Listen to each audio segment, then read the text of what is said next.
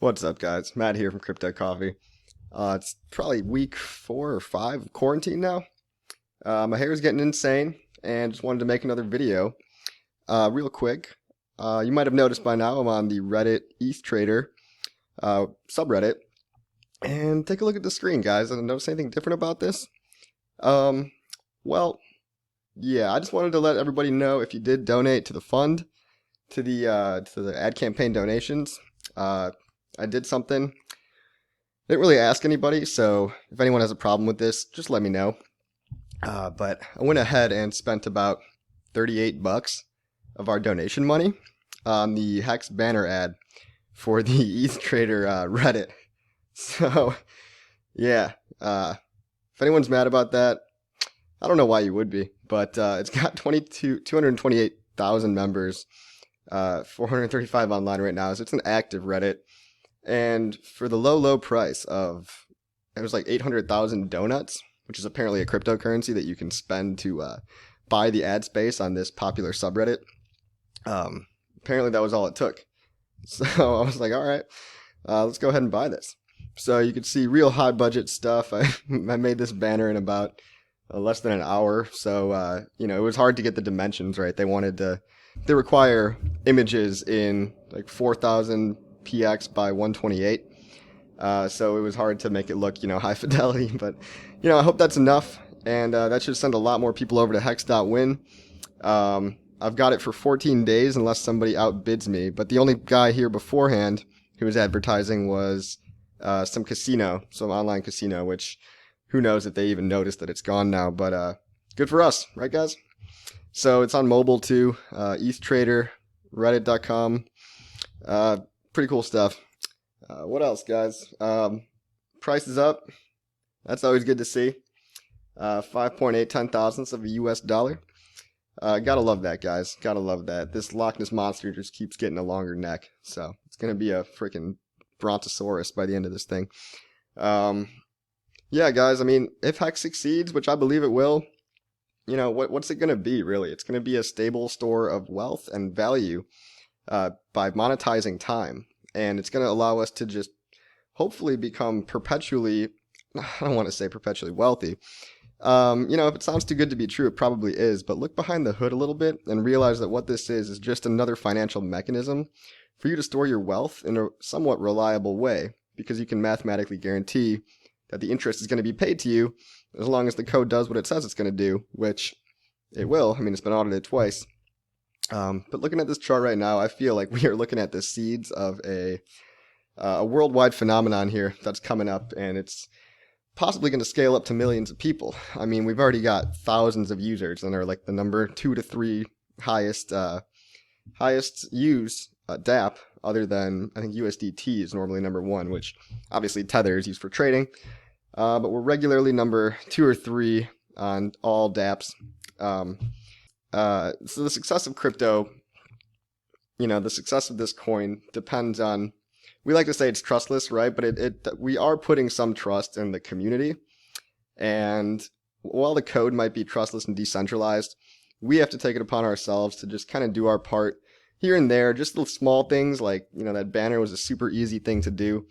But if you have an opportunity to do something for the project that you own, this is awesome because it's a decentralized peer-to-peer platform where anyone can just hop in and start making, HEX advertisements or spreading the word, hopping in other Telegram channels. Although if you're going to do that, please, one thing I've been noticing is, a lot of you guys sound like Jehovah's Witnesses over in the other groups, and nobody likes it when you go into another group and you just say, hey, it's like you're knocking on their doorbell, ringing their doorbell and saying, hey, do you have some time to talk about HEX and our Lord and Savior, Richard Hart? And no one wants to hear that shit, right? So you got to be subtle about it.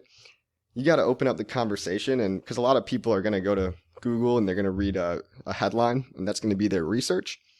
So, if you're spreading the word about HEX in another Telegram channel or on Reddit, don't argue and don't come in with, HEX has changed my life and it can change your life too.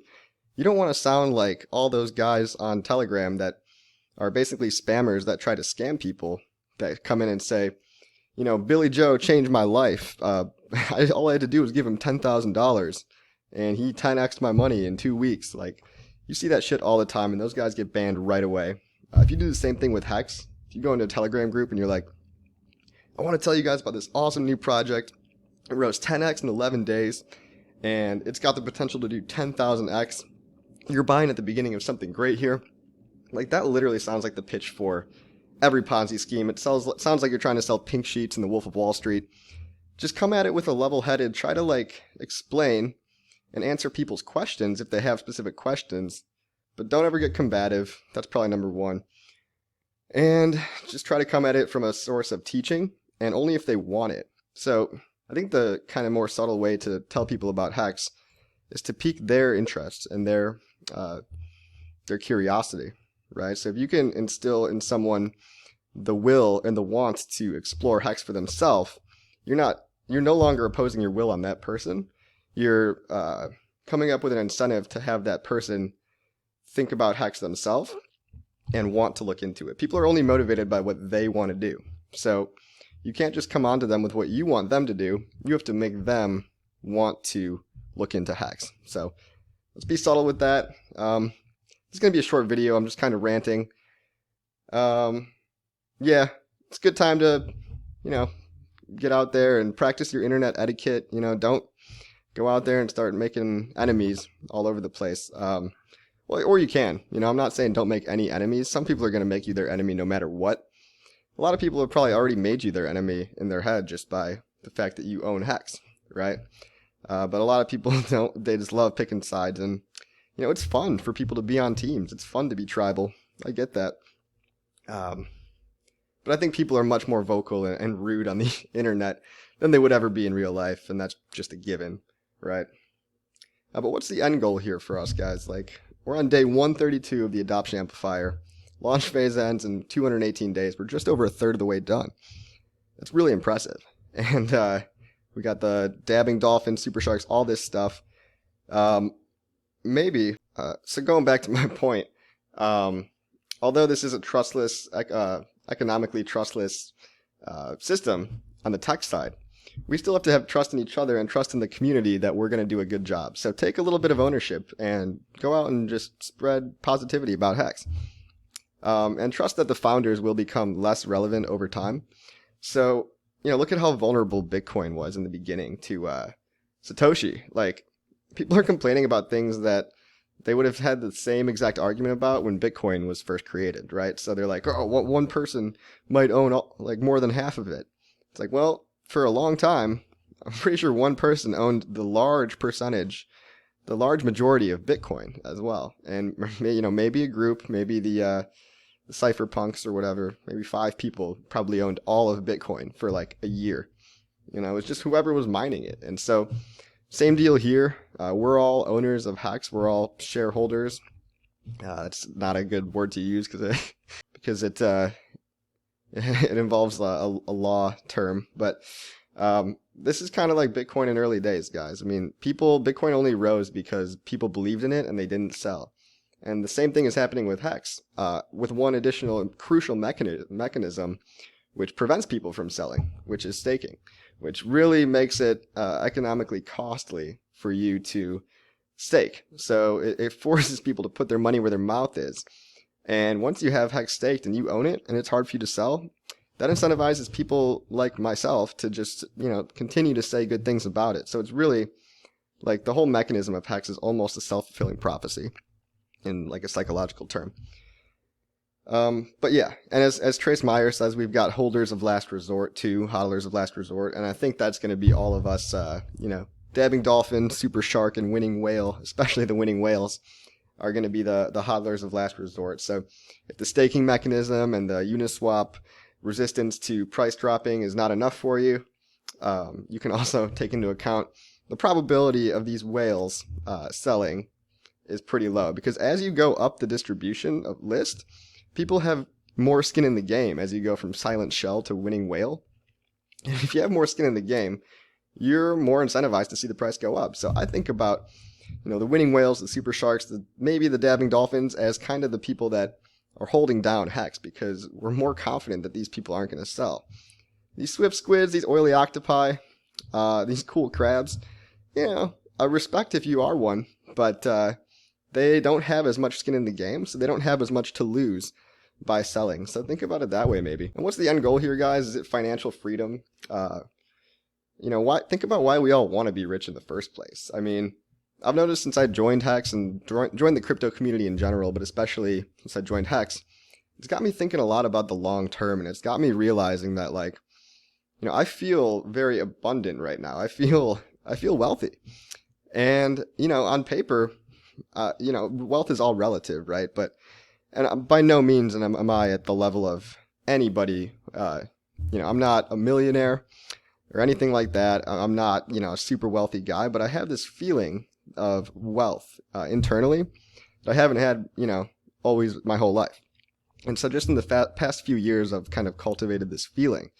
And it allows me to act more in a way where I can do what I want more freely without worrying, about the money so much right away. And I can focus on a longer term vision and things that I want in the future without having to worry so much about day-to-day expenses and all that kind of stuff. And it's not like crypto has made me super rich or anything, but the mentality of thinking about where all this is going to be in 3 years, 2 years, 4 years, whatever, it's got me thinking, what if money wasn't an issue? And so I'm doing things now for myself. I'm working less at my, for my 9 to 5 and working more on other stuff.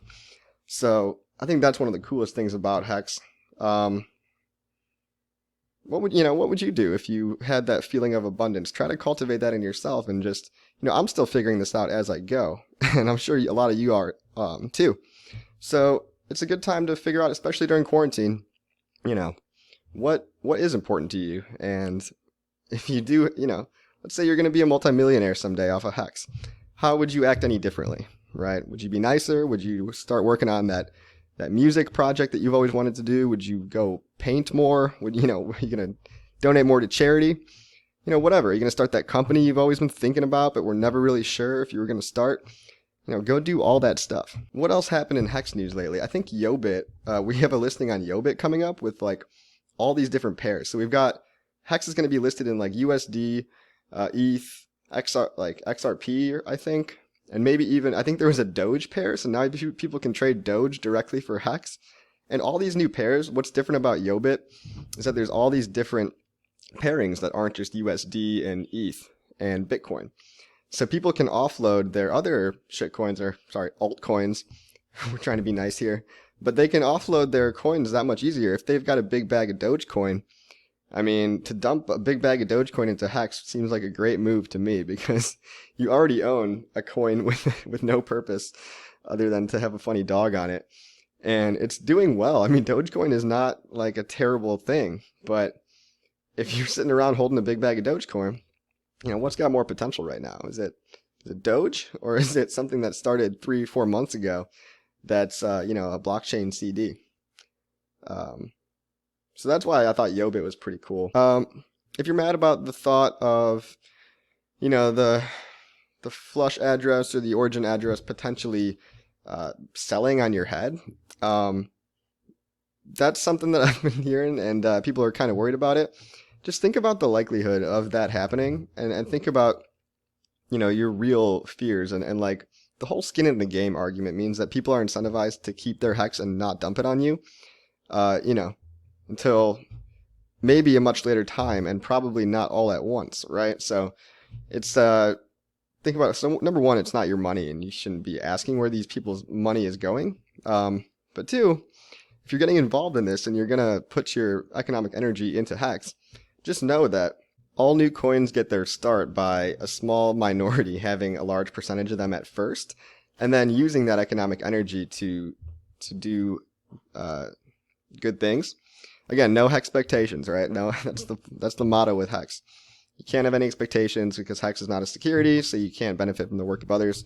But when you do list coins on exchanges, when new coins come on exchanges, part of the fee that other coins have to pay to get on something like Binance is so that you can actually have a market for that coin. So what you do with these listing fees, what the exchange does, is they stack the order book for you and create quote-unquote fake volume. So again, if you're mad about manipulation, I guarantee that's happened to every new coin that's come out on an exchange. I mean, let's take whatever, Link, or I don't know, I don't follow altcoins too much anymore, but any coin that's hitting the market, and this is on centralized exchanges, right? So not Uniswap, but I'm talking about other coins. When they hit markets, they have to pay a fee so that they can pay a market maker to provide liquidity and make it seem like it's an attractive place to go trade because, hey, there's a lot of orders on the buy side, there's a lot of orders on the sell side. And people want to see that because it attracts more, I guess, real adoption and real retail investment. So anyone that's using these arguments, like, I've just heard them over and over again, and a lot of them are kind of hypocritical when you think about, literally, if you own any other altcoin, chances are one or more of those coins has used tactics where they've paid listing fees on exchanges, they've got foundations that own a large percentage of it. Might be one guy, might be 5, 10 people, but you have some degree of trust that in the people behind the project and the community. Now, this is related to crypto in general, not just to HEX, but just to kind of put things in perspective to anybody making these tired old arguments about HEX. Let's do an ad campaign update. All right, guys, ad campaign update. We're always making improvements on this. I'll just be real quick before we call it a day here, but we've got 3 ad campaigns going simultaneously. One to the whole world, one to cryptocurrency focused countries, one to the US and Canada. We got view rates of 1.57%, 1.24%, and 1.07% for an average of 1.38%. That's a pretty good view rate. That's up over double what it was in my previous test run.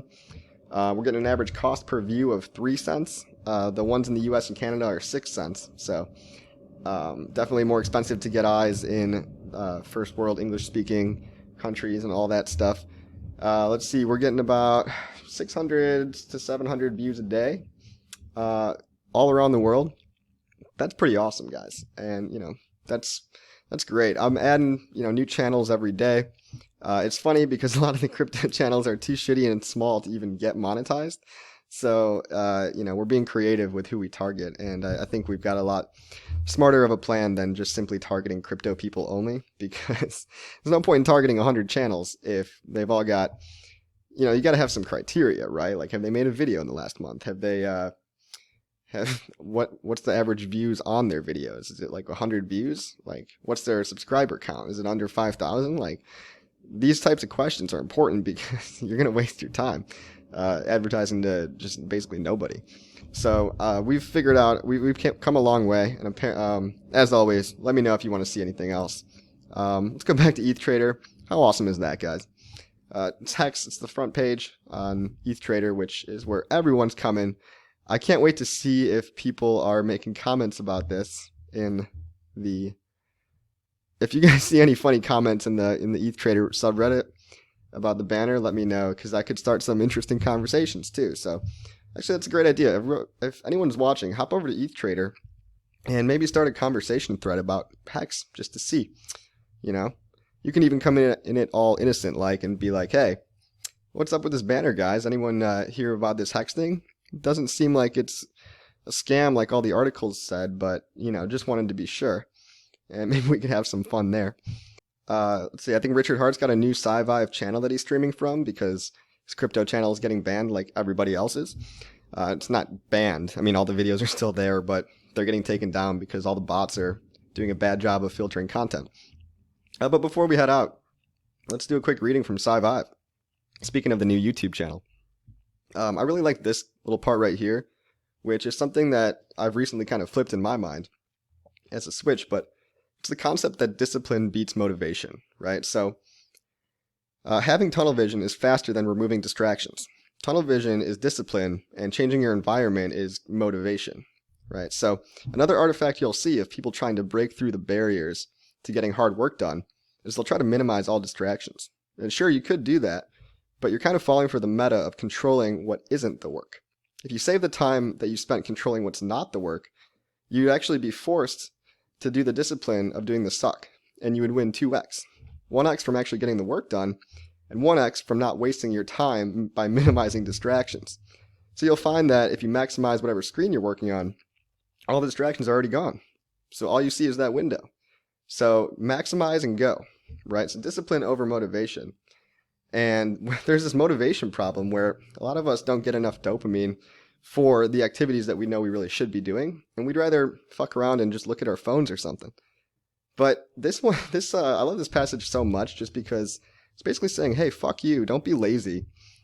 Discipline over motivation. Don't waste your time trying to get the perfect setup and wait for the perfect time to start your project, cleaning up your whole house and everything. I mean, you should keep your house clean, but tunnel vision and just do it. Just change your mental circuitry so that when you don't want to do something, just re-trigger it to tell yourself, I should be doing that thing. And it's super hard to explain, but it almost makes it easy to put it like that. I mean, when you put it so simply, it's really just go out and fucking do stuff, guys. Anyway, I'm done with my rant. Hope you guys like that. Subscribe, like, and click on the link below if you want to learn more about HEX. As always, keep calm and HEX on. Have a good day.